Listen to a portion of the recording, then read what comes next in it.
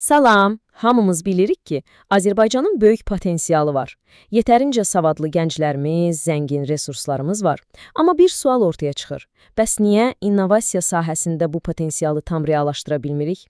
Gəlin bugün təhsil, elm və sənaye arasındakı o görünməz boşluğun iqtisadiyyatımıza təsirini və çıxış yollarını birlikdə araşdıraq. Bir tərəfdən hər il universitetlərdən on minlərlə gənc məzun olur, digər tərəfdən təbii sərvətlərimiz var. Amma bütün bunlara baxmayaraq, niyə hələ də texnologiyanı xaricdən alırıq və öz innovasiya mühitimizi tam formalaşdıra bilmirik? Gəlin bu paradoksun kökündə dayanan və yəqin ki, hamımıza çox tanış gələn şikayətlərdən başlayaq. Yəqin ki, ən çox eşitdiyimiz şikayətdir bu.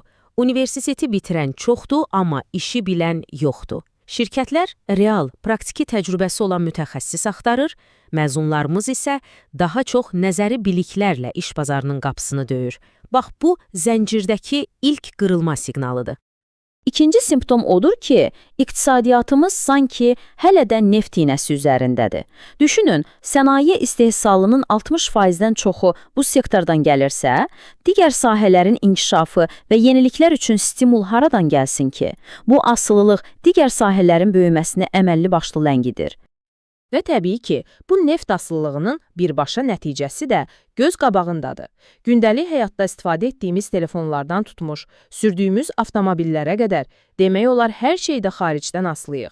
Hətta dövlətin özü belə böyük layihələrdə yerli istehsalçıya yox, çox vaxt xarici şirkətlərə üstünlük verir.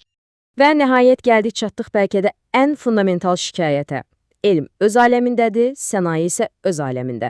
Universitetlərdə yazılan elmi məqalələr rəflərdə tozlanır, fabriklərin real problemləri isə heç vaxt o universitetlərin laboratoriyasına gedib çatmır.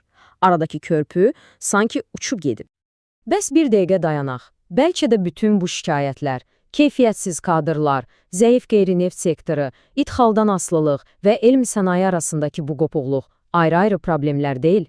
Bəlkə hamısı tək bir fundamental problemin, yəni təhsil, elm və sənaye zəncirinin qırılmasının fərqli-fərqli təzahürləridir. Yaxşı, gəlin bir addım geri çəkilib bu problemin köklərinə enək. Niyə bu sistem belə durğun vəziyyətdədir? Qarşımızda bu sistemin işləməməsinə səbəb olan 6 əsas amil var. Baxın, bu sistemin işləməməsinin 6 əsas səbəbi var. Bunlar bilirsiniz, sanki bir-birinə ilişib qalmış dişli çaxlardır. Universitetlərin zəif infrastrukturu, səmayenin riskə getmək istəməməsi, tədqiqatların bazardan tamamilə uzaq olması, kadrların hazırlıqsızlığı, əqli mülkiyyətin zəif qorunması və maliyyənin səhv hədəflərə yönəlməsi. Gəlin bu çaxlardan ən vacib bir neçəsinə daha yaxından baxaq. Rəqəmlər əslində hər şeyi özü deyir. Sənaye istehsalının 60%-dən çoxu neft-qaz sektorunun payına düşürsə, bu o deməkdir ki, sənayemizin yeniliklərə, daxili tədqiqatlara pul yatırmaq üçün çox az stimulu var. Risk edib nəsə icad etməkdənsə, hazır texnologiyanı xaricdən gətirmək daha asan və təhlükəsiz görünür. Və bax bu, bizim o məşhur insan kapitalı paradoksumuzdur. Hər il on minlərlə məzunumuz var, amma buna baxmayaraq, sənaye hələ də kadr qıtlığından şikayətlənir. Deməli, məsələ sayda deyil. Məsələ universitetlərdə verilən biliklərin sənayenin bugünkü tələblərinə cavab verməməsindədir. Və bütün bunların mərkəzində əlbəttə ki, pul dayanır. Amma o da sanki iki yerə bölünüb. Dövlət alimə pul verir ki, get elmi məqalə yaz. Sənaye isə deyir ki, mənə bugün qazanc gətirəcək hazır texnologiya lazımdır. Nəticədə, elmi araşdırmanı real məhsula çevirəcək o kritik maliyyə körpüsü heç vaxt qurulmur. Yaxşı, bəs bu qədər problemdən danışdıq, çıxış yolu yoxdurmu? Əlbəttə var və biz bu problemlə üzləşən ilk və tək ölkə deyilik. Bir çox ölkə bu mərhələdən uğurla keçib. Gəlin onların təcrübəsinə baxaq, görək onlar nə ediblər? Baxın, Almaniya Fraunhofer cəmiyyəti ilə elm və sənaye arasında möhkəm bir körpü saldı. Cənubi Koreya dövlətinin dəqiq siyasəti ilə təqlidçilikdən innovatorluğa keçə bildi. İsrail universitetlərdəki elmi kəşfləri birbaşa startaplara çevirirdi. Qardaş Türkiyə isə TÜBİTAK vasitəsilə bütün bu prosesi vahid mərkəzdən idarə etdi. Yollar fərqli ola bilər, amma nəticə eynidir. Dövlət, elm və sənaye bir araya gələndə əsl inkişaf başlayır. Bütün bu uğurlu əməkdaşlıq modelinin iqtisadiyyatda xüsusi bir adı var. Gəlin bu çərçivə ilə daha yaxından tanış olaq. Üçlü spiral modeli. Bu sadəcə qəliz bir nəzəriyyə deyil, əslində iqtisadi sıçrayış üçün dəfələrlə yoxlanılmış bir formuladır.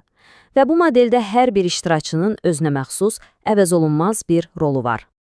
Universitetlər bu prosesin başlanğıc nöqtəsidir, yəni ideya fabrikləridir. Yeni biliklər, fundamental tədqiqatlar və ən əsası bu ideyaları həyata keçirəcək ixtisaslı kadrlar məhz buradan çıxır. Onlar, belə desək, innovasiyanın toxumlarını səpirlər. Sənaye isə bu prosesin mühərrikidir. O, universitetlərdə yaranan o ideyaları, o tədqiqatları götürüb, real, bazarda satıla bilən məhsullara və xidmətlərə çevirir. Yəni, innovasiyanı pula çevirən onlardır. Və nihayət, hökumət. O, bu orkestrdə dirijor rolunu oynayır. Tək başına heç bir aləti çalmır, amma onsuz da harmoniya yaranmaz. Düzgün qanunlar, vergi güzəştləri və maliyyə dəstəyi ilə universitet və sənaye arasında əməkdaşlıq üçün münbit bir şərait yaradır. Yaxşı, bu gözəl modeli Azərbaycanda necə tətbiq etmək olar? Gəlin indi konkret, addım-addım bir plana nəzər salaq. Bəs bu nəhəng mexanizmi necə işə salmaq olar? Başlanğıc üçün 4 kritik addım var. Birincisi, bütün tərəfləri bir araya gətirən, əlaqələndirən vahid bir dövlət qurumu yaradılır. İkincisi, vergi güzəştləri ilə bu əməkdaşlıq sənaye üçün də cəlbedici olur. Üçüncüsü, aydın qanunlarla uzunmüddətli tərəfdaşlığa zəmanət verilir. Və dördüncüsü, dövlət özü ilk müştəri olaraq yerli innovasiyaya, belə deyək, həyat öpüşü verir. Və bu cümlə əslində bütün yanaşmada köklü bir dəyişiklik tələb edir. Dövlətin rolu passiv şəkildə nəzarət etməkdən çıxıb aktiv iştiraka, təşviqə və dəstəyə çevrilməlidir. Bax, bütün sistemin açarı da məhz budur. Nəticə olaraq, uğura gedən yol xəritəsini bu prinsiplərdə ümumləşdirmək olar. Tədqiqatları birbaşa bazarın problemlərinə bağlamaq, maliyyə və infrastrukturla bu əlaqəni gücləndirmək və ən əsası dövlətin həm stimullaşdırıcı, həm də ilk alıcı kimi bu prosesi canlandırması. Bu sadəcə bir siyahı deyil, bu bir-birini tamamlayan bütöv bir ekosistemdir.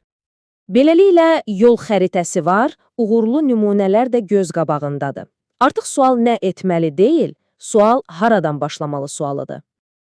Bu mürəkkəb innovasiya mexanizmini hərəkətə gətirəcək o ilk addım, o ilk fırlanmalı olan dişli çarx hansı olmalıdır? Bəlkə də cavab elə bu üçlüyün, elm, sənaye və dövlətin nəhayət bir masa arxasına oturub səmimi şəkildə danışmağa başlamasındadır. Düşünməyə dəyər.